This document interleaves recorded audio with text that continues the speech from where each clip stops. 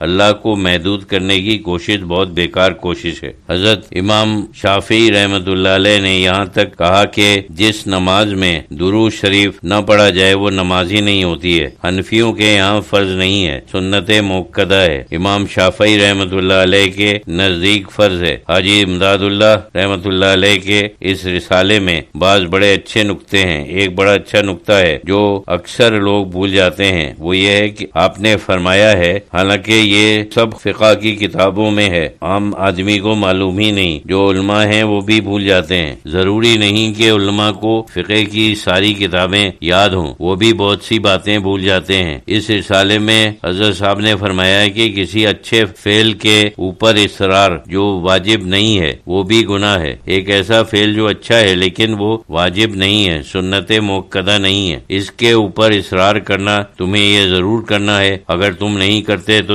مطلب یہ ہے کہ تمہارا مذہب ٹھیک نہیں ہے، تمہارا دین ٹھیک نہیں ہے، یہ کہنا گناہ ہے۔ اکثر لوگ یہ چیز بھول جاتے ہیں۔ مثلا فاتحہ کی بات ہے، فاتحہ شریعت کے خلاف کوئی بات نہیں ہے، کم از کم تمام اہل سنت و جماعت ایصال ثواب کو مانتے ہیں۔ جو حدیث ہی کو نہیں مانتے وہی لوگ شاید ایصال ثواب کو نہ مانتے ہوں۔ یہ حدیث میں تو اتنی بار ایصال ثواب کا ذکر آیا ہے، زندوں کے لیے بھی اور مردوں کے لیے بھی، اس سے تو کوئی انکار ہی نہیں کر سکتا۔ وہ بخاری اور مسلم وغیرہ کی حدیثیں ہیں جن کے اوپر کسی کا اعتراض ہی نہیں ہے، خاص طور سے ان کا جو اپنے آپ کو اہل حدیث کہتے ہیں، ایصال ثواب کو سب مانتے ہیں۔ یہ بھی ایصال ثواب کا ایک طریقہ ہے، جیسے درود شریف ہے۔ ہمیں کیوں حکم ہے کہ ہم دعا کریں تو اللہ تعالیٰ حضور کے اوپر برکت نازل فرمائے؟ یہ اس واسطے کی طرف ایک قسم کا اشارہ ہے کہ ہمیں سب آپ ہی کے ذریعے سے پہنچا ہے، لہذا ہمیں شکر گزار ہونا چاہیے، اللہ کا بھی شکر گزار ہونا چاہیے اور حضور صلی اللہ علیہ وسلم کا بھی شکر گزار ہونا چاہیے، جن کے ذریعے سے اور جن کے نمونے سے ہم نے یہ سب کچھ سیکھا۔ درود شریف کے معنی یہی ہیں، آپ کو اس کی ضرورت نہیں ہے، آپ کا اللہ کے ساتھ ایک مقام ہے، چاہے ہم درود بھیجیں چاہے نہ بھیجیں، وہ مقام تو پہلے سے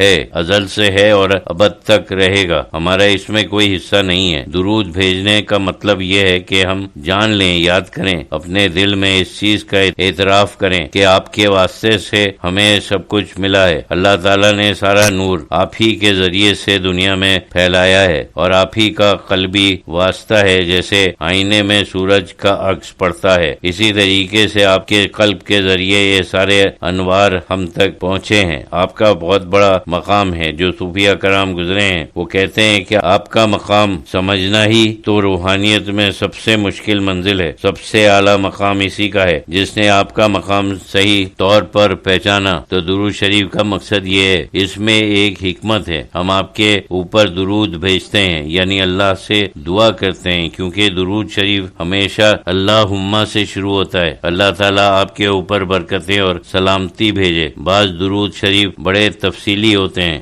صحیح حدیث سے ثابت ہے کہ اس کے نتیجے میں آپ کی توجہ ہماری طرف ہوتی ہے، آپ کو علم ہو جاتا ہے اور پھر آپ کی توجہ ہماری طرف ہو جاتی ہے۔ ایک حدیث میں یہ بھی ہے کہ اللہ تعالیٰ اس شخص کے اوپر برکتیں نازل فرماتا ہے جو حضور صلی اللہ علیہ وسلم کے اوپر درود سلام بھیجتا ہے۔ یہ مطلب ہے درود شریف پڑھنے کا۔ درود شریف ایک دعا ہے، اس کا اجر اللہ سے بھی ملتا ہے اور آپ کی روحانی توجہ بھی ہماری طرف ہوتی ہے۔ یہ دونوں باتیں حاصل ہوتی ہیں۔ سب واسطہ قائم کرنے اور اس واسطے کی قدر ہمارے دل میں پیدا کرنے کے لیے اس واسطے کا احترام اور اس سے صحیح فائدہ اٹھانے کا طریقہ بتانے کے لیے درود شریف ہے۔ ورنہ اگر اللہ اور بندے کے درمیان کوئی واسطہ نہیں ہوتا تو درود شریف کی کیا ضرورت ہے؟ اللہ تعالیٰ خود جو مقام آپ کو دیتا ہے، نماز میں عباد اللہ الصالحین کا بھی ذکر ہے، تو یہ بھی ایک فطری چیز ہے۔ جن بزرگوں